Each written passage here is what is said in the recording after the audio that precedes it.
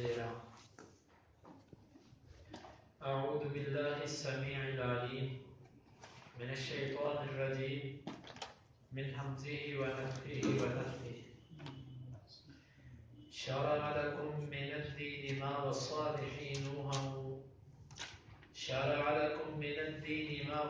به نوحا والذی اوحینا الیک وما وصينا به إبراهيم وموسى وعيسى أن أقيموا الدين ولا تتفرقوا فيه كبر على المشركين ما تدعوهم إليه الله يجتبي إليه من يشاء ويهدي إليه من ينيب شرع اس نے مقرر کیا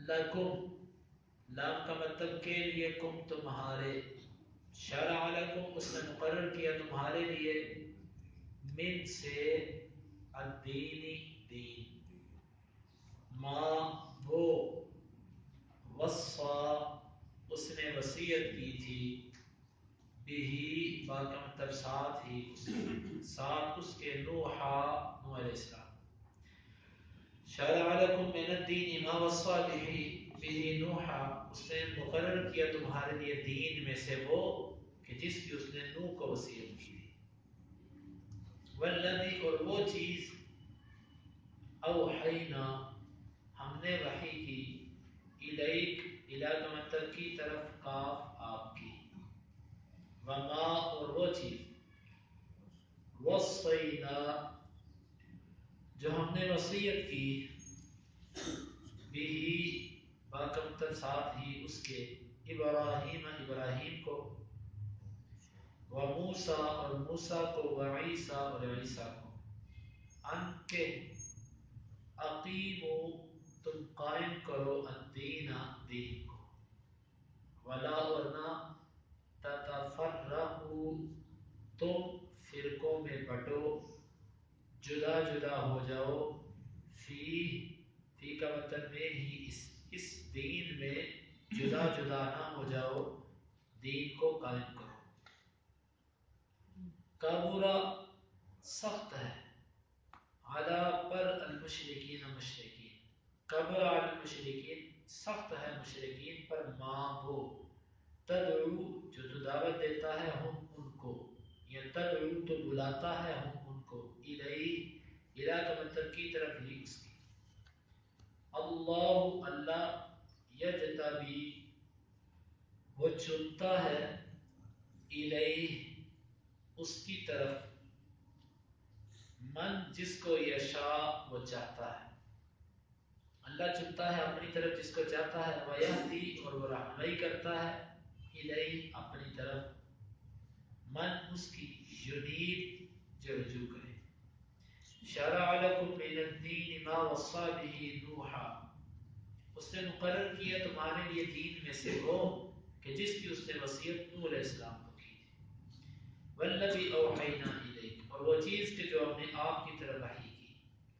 وما وصینا به ابراہیم و موسیٰ و عیسیٰ اور وہ جس کی ہم نے وصیت کی ابراہیم موسیٰ و عیسیٰ کو ان اقیموا الدین کہ تم دین کو قائم کرو ولا تتفرقوا فیہ اور تم فرقوں میں نہ بٹو اس میں کابر علی المشرکین ما تدعوہم الیہ گراں گزرتا ہے مشرکین پر وہ جس کی طرف تو ان کو دعوت دیتا ہے اللہ یجتبی الیہ من یشاء اللہ تعالیٰ چنتا ہے اپنی طرف جس کو چاہتا ہے ویہدی الیہ من ینیب وہ رہنمائی کرتا ہے اپنی طرف جس کو جو اس کی طرف رجوع کرتا ہے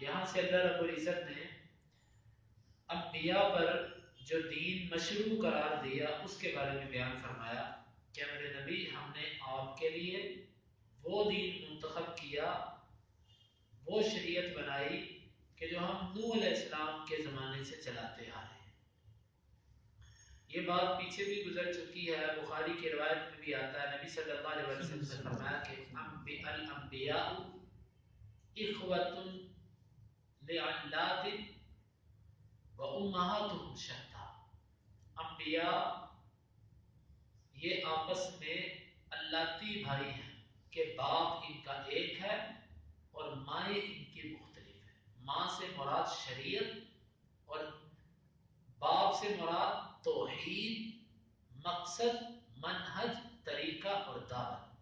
سب نبیوں کی دعوت ایک تھی. نوح علیہ السلام کا ذکر کیا اور آخر میں نبی صلی اللہ علیہ وسلم جو آخری نبی ان کا ذکر فرمایا کہ نوح علیہ السلام سے لے کر آخری نبی تک اللہ تعالیٰ کی جو دعوت، اللہ نے جو نبیوں کو دعوت کا منہج دیا وہ ایک تھا. وہ کیا تھا؟ وہ یہ تھا کہ آپ اللہ کے ساتھ کسی کو شریک نہ بناؤ. یہ تھی دعوت. نوح علیہ السلام کا سب سے پہلے ذکر کیا کیونکہ زمین پر سب سے پہلے رسول نوح علیہ السلام ہے. آدم علیہ السلام نبی ہیں، رسول نہیں ہیں. رسول اور نبی میں فرق ہوتا ہے جو پیچھے گزر چکا ہے. رسول صاحب شریعت ہوتا ہے، جو کسی قوم کی طرف مبعوث کیا گیا ہوتا ہے اس کو شریعت دی جاتی ہے. اور نبی جو ہوتا ہے یہ پہلے احکامات کی تجدید کرتا ہے، اس کی دعوت دیتا ہے. یہ رسول نہیں ہوتا، اس پر مستقل کتاب نہیں نازل ہوتی، نئی شریعت نہیں ہوتی اس کے پاس. آدم علیہ السلام نبی ہیں، زمین پر پہلے رسول نوح علیہ السلام ہے. اس طرح کہ بخاری کی اس روایت میں بھی آتا ہے کہ جب لوگ سفارش کے لیے آدم علیہ السلام کے پاس جائیں گے تو وہ کہیں گے کہ نوح کے پاس جاؤ، وہ اللہ کا زمین پر بھیجا ہوا پہلا رسول ہے. اور پھر لوگ نوح علیہ السلام کو آ کے کہیں گے کہ آپ اللہ کے پہلے رسول ہو، آپ ہماری سفارش کرو. یہاں پر پہلے رسول کا ذکر کیا کیونکہ رسول کو شریعت اللہ کی طرف سے ملتی ہے. تو فرمایا کہ پہلا رسول جس کو ہم نے شریعت دی، وہاں سے لے کر اور ساتھ ہی نبی صلی اللہ علیہ وسلم کا ذکر کر دیا والذی اوحینا الیک، اور وہ دعوت جو ہم نے آپ کی طرف وحی کی ہے کہ پہلے نوح سے لے کر آخری آپ ہو، آپ کے بعد کوئی نہیں آئے گا. آپ اور آپ کے درمیان جتنے نبی گزرے ہیں سب کی دعوت کیا تھی؟ ان اقیم الدین. سب کو حکم کیا تھا؟ ان اقیم الدین ولا تتفرقوا فیہ. اور پھر درمیان میں 3 اولو العزم پیغمبروں کا ذکر کیا، ابراہیم علیہ السلام، موسیٰ علیہ السلام اور عیسیٰ علیہ السلام. اللہ تعالیٰ کا مقصد تمام نبیوں کے نام لینا نہیں تھا، بلکہ پہلے نبی کا نام لے لیا اور آخری نبی کا نام لے لیا، باقی سب کے سب اس میں آ گئے. پھر ان 3 نبیوں کا نام کیوں لیا؟ ابراہیم، موسیٰ، عیسیٰ. واللہ عالم بالصواب. اس کی جو وجہ مفسرین لکھتے ہیں وہ یہ ہے کہ نبی صلی اللہ علیہ وسلم کے زمانے میں ان 3 نبیوں کے پیروکار موجود تھے جن کا دعویٰ تھا کہ ہم ان تینوں کے پیروکار ہیں. پہلے تو مشرکین مکہ، ان کا یہ دعویٰ تھا اور ان کی یہ دعوت تھی کہ ہم دین ابراہیمی کے پیروکار ہیں اور ابراہیم علیہ السلام کے طریقے پر چلنے والے ہیں. یہ مشرکین مکہ کا دعویٰ تھا. ابراہیم علیہ السلام کا ذکر کر دیا. دوسرے عیسائی تھے کہ جن کا دعویٰ یہ تھا کہ ہم عیسیٰ علیہ السلام کے پیروکار ہیں، اس مناسبت سے عیسیٰ علیہ السلام کا ذکر. تیسرے یہودی تھے کہ جن کا دعویٰ یہ تھا کہ ہم موسیٰ علیہ السلام کے پیروکار ہیں، ان کا اس مناسبت سے ذکر کر دیا گیا. یہ مفسرین نے ان ناموں کی وجہ لکھی ہے. ان سارے کے سارے نبیوں کو ہم نے ان کی طرف جو دعوت کی وہ دعوت کیا تھی؟ ان اقیم الدین، کہ تم دین کو قائم کرو. دیکھو دین، اقامت دین کیا ہوتا ہے؟ دین کو قائم کرنا کیا ہوتا ہے؟ اقامت دین کا مطلب ہوتا ہے کہ خود عمل کرنا اور دوسروں کو اس کی دعوت دینا، اور اگر اللہ تعالیٰ نے اقتدار، حکومت دے رکھی ہے تو اس کو نافذ کرنا. یہ ہوتا ہے اقامت دین. میرے اور آپ کے لیے اقامت دین کیا ہے کہ سب سے پہلے میں دین اپنے جسم پر نافذ کروں. نماز پڑھ لینا صرف یہ دین نہیں ہے، یہ تو دین کا ایک رکن ہے. صرف نماز پڑھ لینا دین نہیں. اپنے جسم پر اسلام نافذ کرنا، اس کے بعد اپنے گھر پر اسلام نافذ کرنا، یہاں پر تو میں بااختیار ہوں، تو یہ اقامت دین ہے. اور پھر دوسرا مرحلہ لوگوں کو دعوت دینا، اور تیسرا نافذ کرنا، زور کے ساتھ اس کو نافذ کرنا، یہ ان لوگوں کی ذمہ داری بنتی ہے کہ جن کو اللہ تعالیٰ نے اقتدار دیا ہوا۔ یہ ہے اقامت دین۔ اور دین ہے کیا؟ دین کتنی چیزوں کا نام ہے؟ دین صرف اور صرف کلمہ پڑھنے کا نام نہیں ہے۔ دین کلمہ پڑھنے کا نام نہیں۔ وہ حدیث جبریل کو دیکھیے کہ جب جبریل اللہ کے نبی صلی اللہ علیہ وسلم کے پاس آئے، انہوں نے 5 سوالات کیے۔ سب سے پہلا سوال اسلام کیا ہے؟ آپ نے 5 چیزوں کا نام لے کر فرمایا کہ یہ 5 چیزیں اسلام ہیں۔ وہ کیا؟ 2 گواہیاں، ایک اللہ کے ایک ہونے کی گواہی اور دوسرا محمد صلی اللہ علیہ وسلم کے رسول ہونے کی گواہی۔ یہ 2 گواہیاں ایک۔ دوسرا نماز، تیسرا روزہ، چوتھا حج اور 5واں زکوٰۃ۔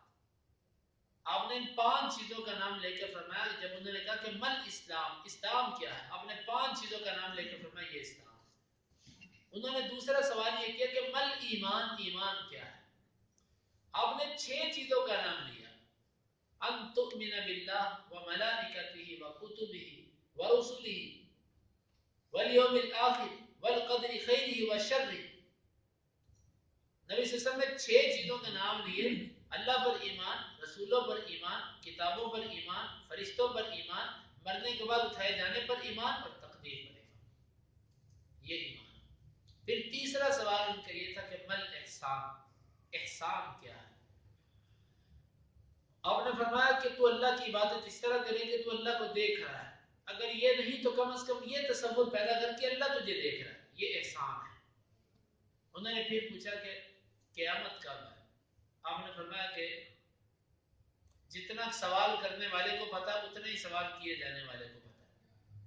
مطلب کہ اس کا علم صرف تجھے بھی پتا اللہ کو ہے، مجھے بھی پتا اللہ کو ہے، بس اتنا ہی پتا ہے۔ پھر کہا کہ اخبرنی عن اماراتها، چلو اس کی نشانیاں ہی بتلا دو۔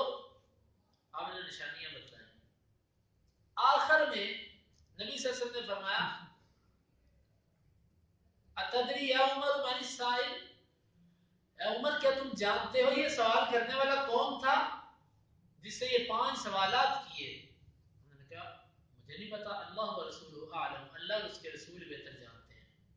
آپ صلی اللہ علیہ وسلم نے فرمایا ذاک جبریل اتاکم یعلمکم دینکم، یہ جبریل تھے جو تمہارے پاس آئے تھے تمہیں تمہارا دین سکھانے کے لیے۔ اب یہاں پر 5 سوالات جبریل نے کیے، ان 5 سوالات کو اللہ کے رسول نے دین قرار دیا۔ پورا اسلام دین ہے، پورا ایمان دین ہے، پورا احسان دین ہے۔ یہ دین ہے۔ ہم سمجھتے ہیں کہ لا الہ پڑھ لیا دین ہو گیا، نہیں میرے بھائیو، اتنا آسان نہیں ہے۔ یہ پکی پکائی کھیر نہیں ہے کہ جس کو ہم آرام سے نکال کے کھا لیں، بلکہ دین اسلام جو ہے، یہ اسلام، ایمان، احسان، یہ سب چیزیں دین کے اندر آتی ہیں۔ اور ایمان کیا ہے؟ نبی صلی اللہ علیہ وسلم نے فرمایا الایمان بضع و سبعون شعبہ، ایمان کے 70 سے زیادہ شعبے ہیں۔ ایمان کے 70 سے زیادہ شعبے ہیں۔ ایمان کوئی چھوٹی چیز ہے۔ دین، اللہ نے دین قائم کرنے کا حکم دیا، اس لیے ان شعبوں کو دیکھیے، ان میں اخلاقیات، ان میں معاملات، ان میں حقوق اللہ، حقوق العباد، یہ سب چیزیں دین کے اندر، ایمان کے اندر آتی ہیں۔ تو اتنا آسان ہے۔ اللہ نے ہمیں فرمایا سب نبیوں کو جو حکم دیا گیا تھا وہ یہ تھا کہ دین کو قائم کرو، اور دین کے اندر اسلام بھی ہے، ایمان بھی ہے اور احسان بھی ہے۔ یہ ہے دین، اس کو قائم کرنے کا حکم دیا گیا تھا۔ وَلَا تَتَفَرَّقُوا فِيهِ، اور تم اس میں فرقوں میں نہ بٹو، اس دین میں فرقے نہ بناؤ۔ آج ہر بندے کے منہ پر یہ آیت ہوتی ہے کہ فرقے بازی سے اللہ نے منع کیا، فرقے بازی سے اللہ نے منع کیا۔ اس میں کوئی شک نہیں، فرقے بازی حرام ہے، جو بالکل جائز نہیں۔ لیکن ایک سوال یہ ہے کہ فرقہ بنتا کیسے ہے؟ آخر فرقے کا معیار کیا ہے؟ کیا چیزیں ہوں تو بندہ کہہ سکتا ہے یہ فرقہ ہے؟ کوئی معیار تو ہونا چاہیے، شریعت نے ہمیں معیار تو دیا، تو معیار موجود ہے ہمارے پاس۔ فرقہ دوسرے مقام پہ اللہ تعالیٰ نے فرمایا وَاعْتَصِمُوا بِحَبْلِ اللَّهِ جَمِيعًا وَلَا تَفَرَّقُوا، اللہ کی رسی کو مضبوطی سے تھام لو اور فرقوں میں نہ بٹو۔ جو بندہ اللہ کی رسی کو چھوڑ دے وہ فرقے میں بڑھ گیا. یعنی کہ فرقے کا معیار یہ ہے کہ جو کتاب اللہ اور سنت رسول کو چھوڑ کر کسی تیسری چیز کے پیچھے لگ جائے وہ فرقہ ہے. وہ فرقہ ہے. اب وہ میں ہوں کہ آپ ہیں.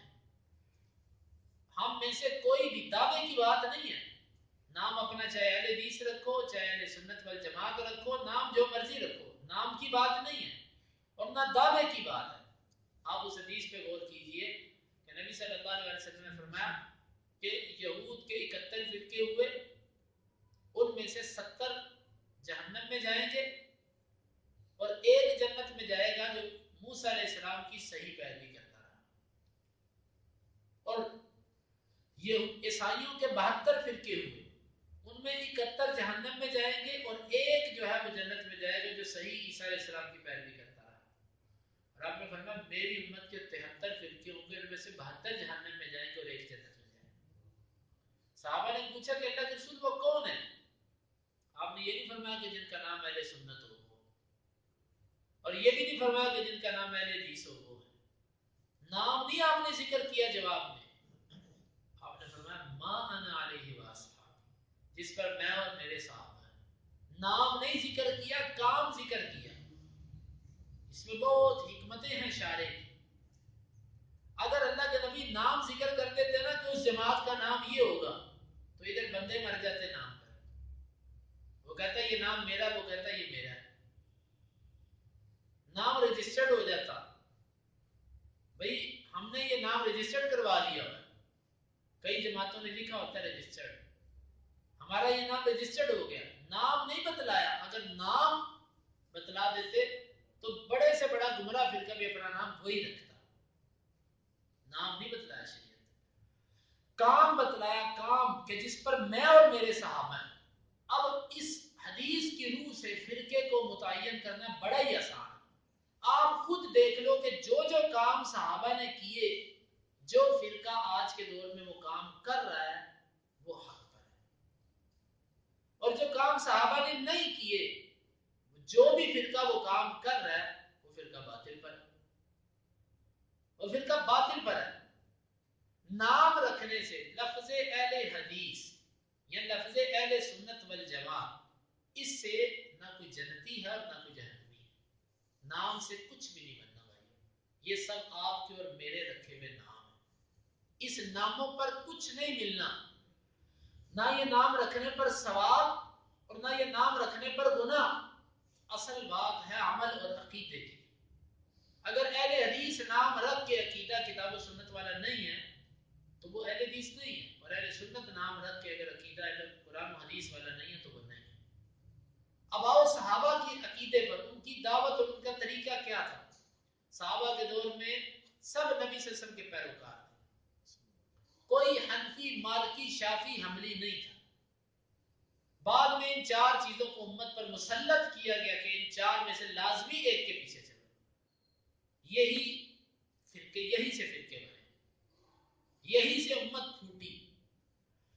ہر وہ کام جو صحابہ نے کیا اگر آپ اسی پر ہیں تو آپ حق پر ہیں. اگر آپ نے کچھ نیا کام بنا لیا نبی کے رستے کو, اور پھر یاد رکھو کبھی بھی جب کوئی نیا فرقہ بنتا ہے وہ کبھی بھی یہ نہیں کہتا کہ میں فلاں کے پیچھے چل رہا ہوں. وہ کبھی بھی نہیں ہے. وہ کہے گا میں نبی کو مانتا ہوں لیکن فلاں کے واسطے سے. ہمیشہ وہ اسی چیز کو بہانہ بنائے گا. قرآن کو میں تو سمجھ نہیں سکتا, میں تو فلاں کو فالو کروں گا, میں تو فلاں کو فالو کروں گا. خیر یہ ایک الگ موضوع ہے جس کو میں یہاں پر چھیڑنا نہیں چاہتا. لیکن فرقہ صحابہ کے طریقے کو اللہ کے نبی نے فرمایا جو میرے اور میرے صحابہ کے طریقے پر ہے وہ حق والی جماعت ہے, اور باقی جتنے یہ سب فرقے. اب دیکھ لو صحابہ کے دور میں کوئی تقلید نہیں تھی. صحابہ کے دور میں کوئی مزار نہیں تھا. صحابہ کے دور میں 40واں کل یہ رسمیں اور یہ خرافات جو دین کے اندر آ چکی ہیں یہ بالکل صحابہ کے دور میں نہیں تھی. میں کسی لیبل کی طرف دعوت نہیں دیتا, میں کسی شخصیت کی طرف دعوت نہیں دیتا. اگر میرا عمل کوئی کتاب و سنت کے خلاف ہے تو اس میرے عمل کو میرے عمل تک رہنے دیجیے, لیکن آپ میری بات پر غور کیجیے کہ بات میری دعوت جو ہے وہ صرف اور صرف قرآن اور حدیث کی دعوت ہے کہ قرآن و حدیث پر آ جاؤ. صحابہ کا یہی منہج تھا, یہ ایک ہوا ہے بہت بڑا کہ قرآن و حدیث کو ماننے کے لیے 4 مذہبوں میں سے کسی ایک کے پیچھے تمہیں چلنا ہی پڑے گا۔ یہ کس نے لازم کیا 4 مذہب؟ دین تو اللہ کے نبی کی زندگی میں پورا ہو چکا تھا، یہی سے فرقے بنے اور یہی فرقہ واریت ہے۔ جو حق والی جماعت ہے وہ فرقہ نہیں ہے، وہ امت کو متحد کر رہی ہے، اس نے امت کو نہیں توڑا انہوں نے ہے کہ جنہوں نے 4 حصوں میں بانٹ دیا امت کو۔ تو یہاں پر فرمایا کہ تم دین کو قائم کرو اور فرقوں میں نہ بٹو۔ کابر علی المشرکین ما تدعوهم الیہ، بڑا گراں گزرتا ہے مشرکین پر جس کی تو ان کو دعوت دیتا ہے۔ اللہ کے نبی صلی اللہ علیہ وسلم کی دعوت کیا تھی؟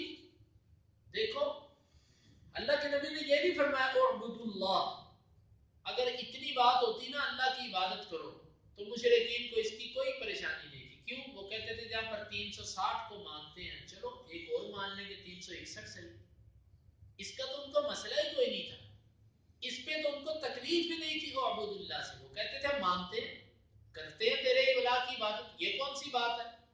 جہاں پر یہ ہم نے اپنے ہاتھ سے بنائے ہوئے ہیں ان کی عبادت کرتے ہیں تو تیرے کی بھی کر لیں گے، اس سے کیا فرق پڑ جائے گا؟ ان کو جس چیز کی تکلیف تھی نا، تکلیف کہ اللہ کے نبی کی دعوت ہی کلمہ لا سے شروع ہوتی ہے، لا لا۔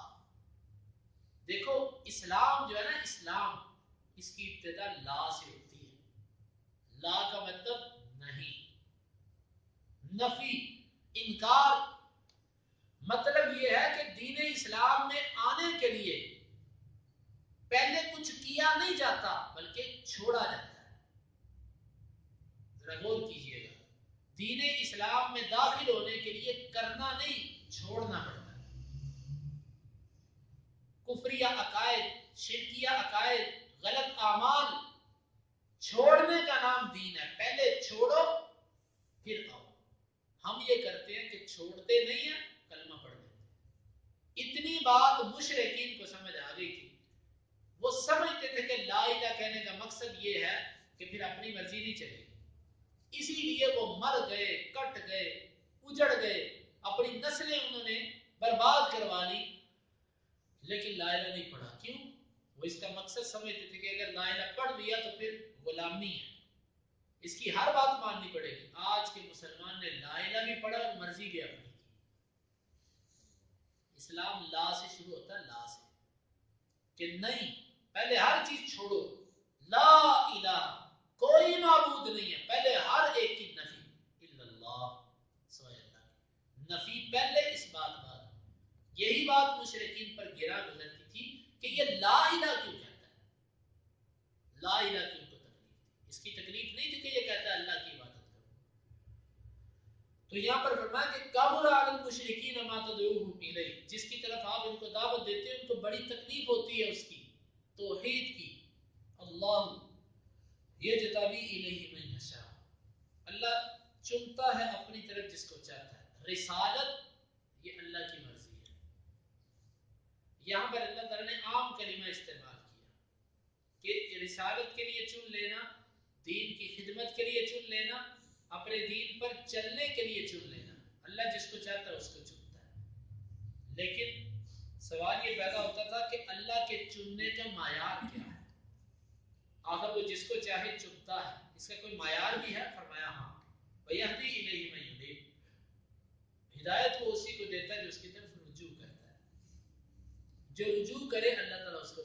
تو پھر یہاں سے ایک بات معلوم ہوئی کہ میں اور آپ اگر دین کے لیے کچھ کر رہے ہیں تو اس میں میرا اور آپ کا کمال نہیں، بلکہ یہ اس مالک نے ہمیں چنا ہوا ہے، اس میں ہمارا کوئی کمال نہیں، کوئی فخر نہیں، کوئی اس میں ذاتی ہمارا کردار نہیں ہے، بس اس مالک نے ہمیں۔ ہاں اتنا ہے کہ اس کی رحمت سے ہمارے دل میں انابت پیدا ہو گئی، رجوع پیدا ہو گیا، شوق پیدا ہو گیا دین کا، اس سے ہمیں چلا دیا۔ یہ بھی، یہ شوق جو پیدا ہوا، رجوع جو پیدا ہوا، یہ بھی اس کی رحمت سے، یہ بھی کچھ ہمارے کمال سے نہیں۔ کہاں کہاں اس کا شکریہ ادا کریں؟ شکر ادا کرنے کی جو اس نے توفیق دی ہے، اس کا شکر کون ادا کرے؟ اور پھر جو اس نے توفیق دی اس کا شکر کون ادا کرے؟ وہ نہیں ہو سکتا۔ اس لیے وہ بڑا غفور الرحیم، وہ تھوڑے سے راضی ہو جاتا ہے، تھوڑے سے راضی ہو جاتا ہے۔ آپ کے 60 سال کے گناہ وہ ایک قطرہ آنسو کا مانگتا ہے، صرف بہت بڑا جگہ گندی ہوئی ہو نا اس کو دھونے کے لیے ٹینکیاں چاہیے انسان کو پانی کی، لیکن اس مالک کو آپ کے 60 سال کے گناہ دھونے کے لیے جو بڑے بڑے ہیں یہ دھونے کے لیے اس کو پانی کی ٹینکیاں نہیں، اس کو صرف آپ کا ایک آنسو کا قطرہ چاہیے. اس کی مقدار بھی اس نے نہیں رکھی کہ اتنی ہونی چاہیے، یہ بھی نہیں اس نے رکھا ہو کہ آنسو کا قطرہ اتنا ہونا چاہیے کم از کم یا اتنا ہونا چاہیے، یہ بھی اس نے نہیں بتایا. بس ایک دل میں انابت پیدا ہوگی، رجوع پیدا ہو گیا، خوف دل پر آ گیا تو اللہ تعالیٰ آپ کو اس طرف لے آئے گا. تو یہ اس مالک کا اس نے ہمیں یہ معیار بتلایا کہ اللہ تعالیٰ جو چنتا ہے اس کا معیار یہ ہے کہ جس کے دل میں رجوع اور انابت ہوتی ہے اللہ تعالیٰ اس کو اپنے دین کی طرف چن لیتا ہے. تو اس آیت میں ہمارے لیے جو سبق ہے وہ یہ ہے کہ اللہ رب العزت نے تمام نبیوں کا دین ایک رکھا ہے. دین ایک رکھنے کا مطلب عقیدہ توحید میں کوئی نسخ نہیں، سب کا عقیدہ توحید ایک تھا. نسخ جو ہوا ہے یہ اعمال میں ہے، اور یہ بھی اعمال میں بھی اکثر کیفیات میں ہے. نماز ان پر بھی فرض ہے، ہمارے پر بھی فرض ہے، طریقہ مختلف ہے، کسی پر 3 کسی پر 5. اور اسی طرح روزہ ان پر بھی تھا ہم پر بھی ہے، طریقے کا فرق ہے. زکوٰۃ وہ بھی دیتے تھے ہم بھی دیتے ہیں، طریقے کا فرق ہے. صدقہ وہ بھی کرتے تھے ہم بھی کرتے ہیں، طریقے کا فرق ہے. اگر احکام میں بھی دیکھا جائے تو احکام میں بھی جو مرکزی چیزیں ہیں وہ سب میں چلی آ رہی ہیں، صرف کیفیات اور طریقے بدل رہے ہیں. اسی لیے فرمایا کہ دین سب کا ایک ہی ہے. اور آگے فرمایا کہ تم اس دین کو قائم کرو اور فرقوں میں نہ بٹو. فرقہ کیسے بنتا ہے؟ کتاب و سنت کو چھوڑ کے نئے طریقے اختیار کرنا، اس سے فرقہ بنتا ہے. اور نبی صلی اللہ علیہ وسلم کو یہ فرمایا کہ آپ کی جو دعوت ہے وہ مشرکین پر گراں ہے. وہ کون سی دعوت تھی؟ وہ لا کی دعوت تھی کہ لا نہیں، یہ ان کو مشکل تھا. اور آگے فرمایا کہ اللہ تعالیٰ جس کو چاہے چنتا ہے، جس کو چاہے چنتا ہے. یہاں پر بھی اللہ نے اپنی ایک نعمت کا ذکر کیا کہ دین کی جو نعمت ہے یہ بھی اب جس کو چاہے عطا کر دے. دنیا وہ سب کو دیتا ہے، دین وہ جس کو چاہے دیتا ہے، لیکن پھر کس کو دیتا ہے؟ جو اس کی طرف رجوع کرتا ہے. اللہ تعالیٰ ہمیں اس پر عمل کی توفیق عطا فرمائے. آمین. شرع لکم، اس نے مشروع قرار دیا تمہارے لیے، اس نے مشروع قرار دیا تمہارے لیے، من الدین، دین میں سے، ما وہ چیز، وصا به نوحا، جس کی وصیت کی اس نے نوح علیہ السلام کو، والذی اوحینا الیک، اور وہ چیز جو ہم نے وحی کی آپ کی طرف، وما وصینا به ابراہیم، اور وہ چیز جس کی ہم نے وصیت کی ابراہیم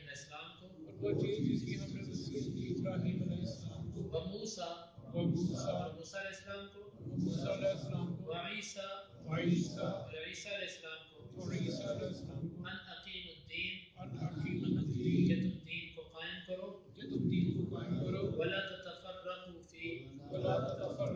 فیہ، اور تم نہ فرقوں میں بٹو اس میں. کبر علی المشرکین، گراں ہے مشرکین پر، ما تدعوہم الیہ، وہ چیز جس کی طرف تو ان کو دعوت دیتا ہے. اللہ یجتبی الیہ من یشاء، اللہ چنتا ہے اپنی طرف جس کو چاہتا ہے، ویہدی الیہ من ینیب، اور وہ رہنمائی کرتا ہے اپنی طرف جس کو چاہتا ہے، جو اس کی طرف رجوع کرتا ہے. اللهم انفعنا بما علمتنا وعلمنا ما ينفعنا وزدنا علما. اللهم اقسم لنا من خشيتك ما يحول به بيننا وبين معصيتك، ومن طاعتك ما تبلغنا به جنتك، ومن اليقين ما تهون به علينا مصائب الدنيا. متعنا اللهم بأسماعنا وأبصارنا وقواتنا أبدا ما أحييتنا، واجعله الوارث منا، واجعل ثأرنا